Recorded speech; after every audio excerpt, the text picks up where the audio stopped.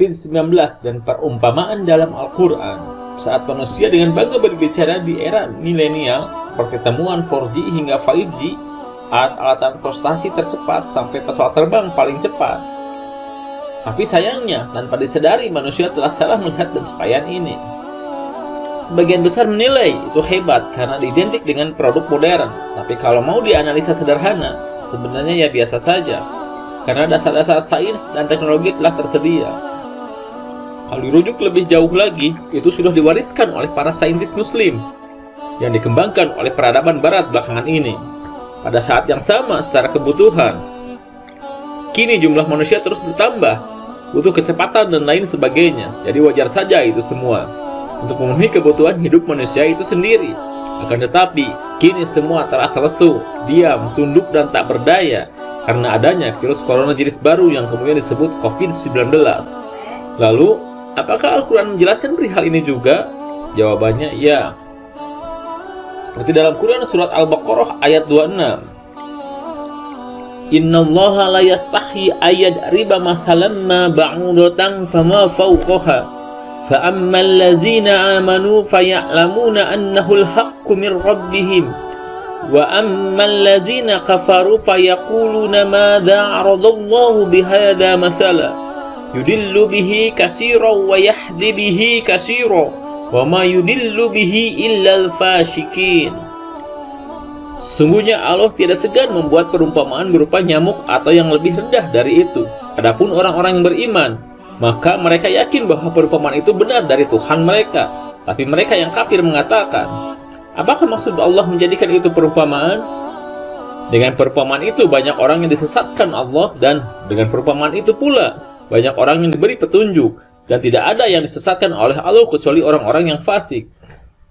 Tapi jangan lupa, jika kalian suka dengan video ini, silahkan klik tombol like, tulis komentar kalian di kolom komentar, dan jangan lupa juga kalian klik tombol subscribe untuk berlangganan.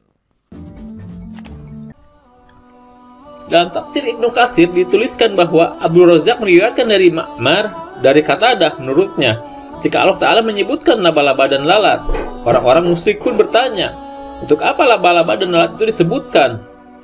Lalu Allah menurunkan ayat ini, Al-Quran Al-Baqarah ayat 26.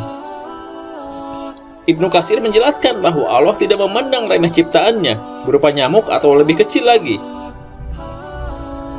Itu juga berarti bahwa Allah tidak takut untuk membuat perumpamaan apa saja, baik dalam bentuk yang lebih kecil maupun besar.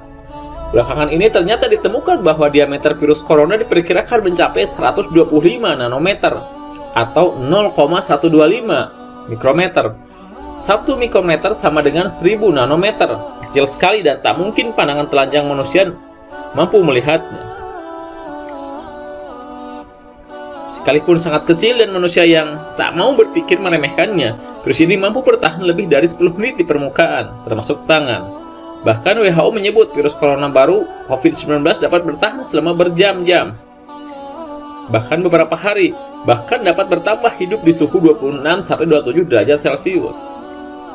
Oleh karena itu, manusia diperintahkan untuk senantiasa bertasbih, memuji dan membesarkan Allah Subhanahu wa Ta'ala. Karena fakta-fakta dalam kehidupan ini juga dipelajari dengan sungguh-sungguh, sangatlah lebih dari cukup untuk membuktikan bahwa Allah Maha Kuasa.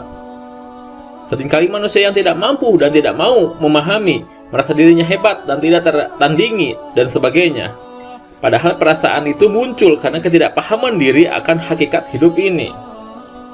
Ibnu Katsir menukil sebuah kisah menarik perihal bagaimana sikap Fusim kala tidak mampu memahami perumpamaan yang Allah jelaskan di dalam Al-Quran. Sebagian ulama salaf menuturkan, jika aku mendengar perumpamaan di dalam Al-Quran, lalu aku tidak memahami, maka aku menangisi diriku. Karena Allah Subhanahu wa Ta'ala telah berfirman dalam surat Al-Ankabut ayat 43, wa tilkal amsalu nadribuha linnas wa ma yaqiluha illa alimun. Dan perumpamaan-perumpamaan ini kami buatkan untuk manusia, dan tiada yang memahaminya kecuali orang-orang yang berilmu. Jadi, mari kembali kepada Al-Quran. Pahami dan teliti apa yang dijelaskan di dalamnya. Sungguh para saintis muslim terdahulu berhasil menjadi penemu beragam hal baru yang dibutuhkan dalam kehidupan karena kedekatannya dengan Al-Quran. Sekarang semua lebih mudah karena sains dan teknologi terus berkembang. Sedang Al-Quran menunggu temuan-temuan kita untuk semakin menetapkan iman di dalam dada dan membuktikan kepada dunia bahwa Al-Quran benar-benar wahyu dan mujizat akhir zaman. Wallahu a'lam bishawab.